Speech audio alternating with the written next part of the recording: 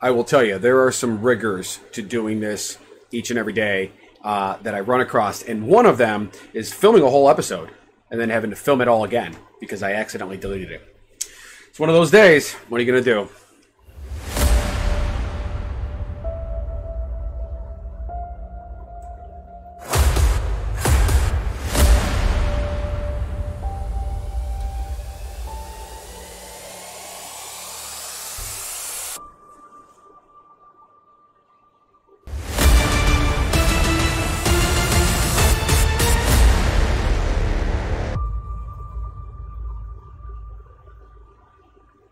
So today is July 2nd, and it is a Thursday, and as always, there's always some big news story to go about, and today's news story is that the U.S. has hit a new record. Unfortunately, it's not a good new record. It is the new record of how many coronavirus cases we have in a single day. As you can see right here, we have reached 54,000 cases yesterday.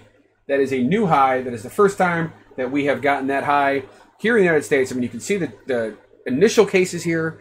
This was all cases that were mostly in New York State, Seattle as well, so a little bit of Washington State, and then it kind of leveled off for a while, and then we started to see a decline. You know, during this decline, we were getting, people were listening. Businesses were closed, people were staying home, people were respecting this disease for what it is, this virus, and then you get into here, right in here, and this is when everybody started opening up again. The cases started to tick back up. And then the numbers started to skyrocket in Florida and Texas and Arizona and South Carolina. And as it would be, also in California. And then bam, our biggest single day.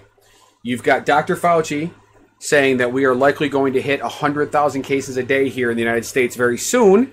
And then in response to that, you have the Lieutenant Governor of Texas saying that he does not trust the words that come out of Dr. Fauci's mouth anymore, and that they are going to plow ahead just as they are. This is sickening to me. Then, in the midst of all this crazy shit, you've got kids in Alabama, college parties, young kids, inviting friends that they know are COVID positive to a party in order to have a contest to see who the next person is that contracts COVID. I mean, you have got to be kidding me.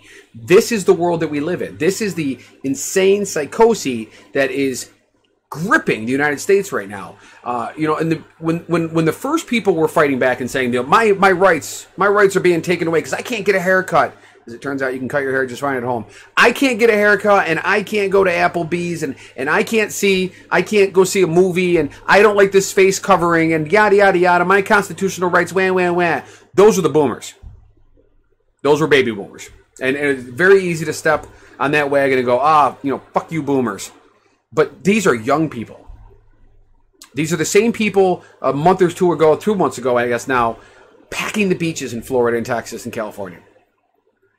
It is ridiculous to me that these kids today lack common sense. And I hate to be that get off my lawn guy, but I mean, what the hell? Throw a party to make sure people catch it? Like to purposely try to get people to catch it?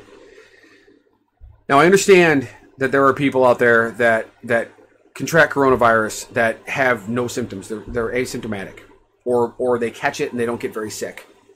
But for you people out there that are still complaining about having to wear a mask, especially in these states with these large numbers, complaining about not wearing a mask, or having to wear a mask, I should say. The mask helps. Does it stop every particle of the COVID virus from leaving your mouth or possibly coming into your mouth? No, that's not how it works. It's about reducing viral load. It's about you being in close proximity to somebody that is COVID positive, and because you are wearing a face covering and they are wearing a face covering, it reduces the amount of COVID-19 particles that come into your system. And that allows your immune system to do its job. That's why we wear a mask. That's why we limit distance, 6 feet or more between people, because it reduces viral load. That's why if you're outdoors and you're running or you're kayaking or you're riding a bike or you're even around friends outdoors, things disperse into the air much easier. It reduces viral load. But when you're in areas like Florida and Texas and Arizona and California and South Carolina and Georgia and Kentucky and Alabama, where it's hot as shit right now and everybody's indoors, packed into restaurants, not wearing masks, That's how the COVID virus is spreading. And it's a shame because there's so much objection and contrarianism that's going on, and everything is politicized, so people are only believing the people that they want to believe. I mean, it really is just gross. So I don't have a whole lot of faith for the very near future. And as I was talking about in previous episodes, I think you're going to start seeing the deaths. The deaths are coming next. We're not quite there yet. We're still, I mean, if it's going to be in line with what's happened like in New York earlier, it's coming. You have a very aged population in Florida and Arizona. Those are both states that are really known for where our retirement age members of our society go to live the rest of their lives. And those are the people right now that are catching COVID. Anyway, that's the COVID news. In other news, Disney's got some stuff going on today. They announced today that they are indefinitely suspending their college program. I want to thank WW News today. I've shared a couple of their stories here today. The college program at Disney World is unique to that park, or those parks, I should say. For those that don't know, Disney invites college-age kids to come down and study at Disney. And while they're studying at Disney, they get to live there. They get to work in the parks. They get to experience what it's like to have a job, and also to get college credits and to live out their dreams. Many of these kids that go down there for this college program are huge Disney nuts, much like myself. It was not available when I was that age decades ago. Otherwise, I probably would have jumped on it as well. These were also the first cast members. The college program kids were the first ones let go back in March when Disney first decided to close the parks. And now they're saying that they are indefinitely going to hold off on opening those up. Now, that's a big deal for a couple of reasons. Primarily, in my opinion, it's a big deal because it says that Disney doesn't feel things are safe. They don't want to put college-age kids at risk by having them in that environment where they're sharing space and where they're living inside of dorms and all that kind of stuff. So like that piece makes a lot of sense. But I think the other piece of it is because a large chunk of Disney's cast member population was made up of the college program. So if they're not bringing back a large contingent of their staff, it leads me to believe that Disney does not believe that they need them. I don't think that there are enough low-income part-time workers available in the greater Orlando area to work the parks. So I think Disney is saying by doing this that they don't actually need those people at this time, which goes along with what I've been saying about the fact that you can't open Disney up yet. Even though Universal's open and you got SeaWorld open and Legoland is open in Orlando and all that kind of stuff, that is not the same as opening up Walt Disney World. The numbers are simply not the same. We're talking about 4 parks, 2 water parks, and a whole series of resorts. And the numbers in Florida are just going right up to the roof. I don't know how. I still don't think Disney gets a chance to open up as they're talking about. In other news in Disney, there was a lawsuit that was taken down by the courts today from the mother of an autistic child. She was suing, saying that Disney was infringing upon her son's rights based on the Disability Act. And now, normally I'm all for disability rights. I also am the father of an autistic child. My oldest son has high-functioning autism. Normally, I would look at this headline and go, what the fuck? But you got to read into it and understand exactly what's going on here. So the Disabilities Act was passed years ago. And in that, it says that you cannot discriminate based on any kind of perceived disability or actual disability. So Disney often would give out passes for people that were disabled. And they were generally very good. They didn't even ask what the exact disability was. Or if they did, it was just a questionnaire kind of question that you didn't have to provide proof. In 2014, this is after they instituted the Fast Pass program at Walt Disney World. I went down there with my son. And my ex-wife and I, we went and got the disability pass for my son. What it does in this case, and this will help you understand the concept of what this lawsuit is. There are 2 lines to all the major popular attractions at Walt Disney World. There is the standby line and there is the Fast Pass line. If you go to the standby line, you wait in line for however long it is. So if you're talking about a new and more popular ride, like say, for example, Flight of Passage, and that's based on on Avatar, that's in the Pandora region of the Animal Kingdom, or if you're talking about some of the Star Wars rides that are new, or even Space Mountain or Seven Dwarfs Mine Train, you could be waiting in line for hours. That's the standby line. The Fast Pass line is when you are going to Walt Disney World. If you are staying on property, you can reserve Fast Passes. You can pick 3 rides per day per park And then at the 60-day mark, you pick those rides out. At the 30-day mark, if you were staying off property. With this DAS card that Disney offers for the disabled members, and their entire party, by the way, they can walk up to the Fast Pass line. They can check in with a cast member and say, you know, we have this pass, and they will give you a time to come back.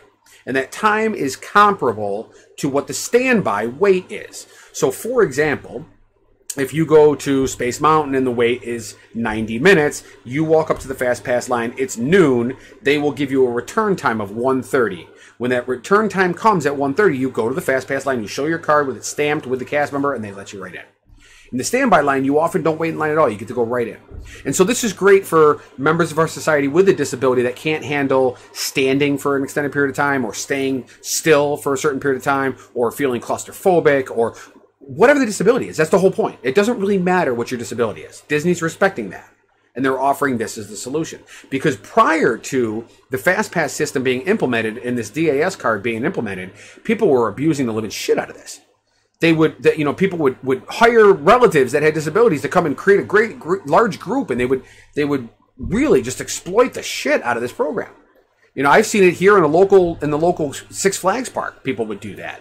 You know, so Disney really has to combat that because there's so many tens of thousands of people in these parks. So in this case, while I'm normally for people's rights, and this woman was a little bit off her rocker, I think, making far bigger demands. She was demanding that her son should be able to just skip every line at will all day long. And that because Disney would not allow her son to skip the lines all day long, every single line, no check-in time, nothing like that, that it was worthy of a lawsuit. And from what I understand, the gentleman, the lawyer that has actually filed this lawsuit, has a whole pipeline of these. If I've seen in some articles as many as 80 that are going to be part of this lawsuit program. So this is the first nail in the coffin for these lawsuits. Disney is on the winning end of this one, and I think that's a good thing. I really do think it is. Normally, again, all for rights, especially with disabled people being the parent of an autistic child, but it's a little over the top, this one here. So other news, Disney news, coming tonight, and this one I am so very excited about. Coming tonight at midnight Pacific time, 3 a.m. here in the East Coast, and no, I will not be staying up that late to watch it, is going to be the final release of Hamilton to Disney+. Now, I've been waiting for this for quite a long time. I heard several months ago that they were going to be releasing Hamilton into the theaters, and then when coronavirus hit and a lot of things were changing, Disney decided, no, you know what? July 3rd, we're going to release it July 3rd on Disney+, available to anybody that's got a Disney+ membership. And I could not be more excited. I'm a huge fan of this musical. Jessica and I saw it back in January. We actually went down to Broadway and watched it live. Now, it's not the same cast because this right here on Disney+, this is the original Broadway cast. They filmed this before that cast broke up several years ago. They filmed it over the course of 3 different shows and compiled it into one well-edited release. Unfortunately, I've read seen some reviews online from screeners saying that it's a little too far back and you have a hard time seeing everything and that the sound is not great. I don't care. I know this soundtrack by heart. I've listened to it hundreds and hundreds of times. I am looking forward to sitting in my house with my 70-inch television and my 7.1 surround sound and cranking the living shit out of this movie. I am looking forward to it like you wouldn't believe. I would be watching it tonight or tomorrow, except for the fact that Jessica and I are going to Lake Placid this weekend to celebrate 4th of July weekend. We're going to go do some hiking. Our plan originally was to go hike the Whiteface Mountain, which is kind of like the popular mountain up there, or Cascade or one of those. But right now the weather is going to be close to 90, so we're thinking maybe we won't do that. Maybe we'll just do some gentle hiking in that heat, or spend more time in our kayak. So anyway, that is tonight's episode of the Daily Octane that I had to record twice because I deleted the first file. I probably was better in the first one, but oh well. I was able to create some better content this time and undo some mistakes I made in the first one because, again, as I've said, this is recorded live in a single take, no editing, and then I upload it to YouTube and put it on my Facebook channel. So if you found me on Facebook, like my page on Facebook, The Daily Octane, if you found this on YouTube, please subscribe to my channel and There's content every day. I'm going to try to release right around 8 or 9 o'clock p.m. every day. When I'm traveling, by the way, this weekend, I'm going to be doing a travel version of it. I'm going to still be filming it in a one take, but instead of having my studio here, I will be in the hotel or in the car or wherever I am at any given time. But I'm still going to put out a decent-sized video. This one tonight looks like it's around 15 minutes. The first take was like 18, so whatever. I got it. But hey, thanks for watching. I hope I see you guys tomorrow night. Once again, the Daily Octane. I really appreciate it. You guys have just the greatest night. Later.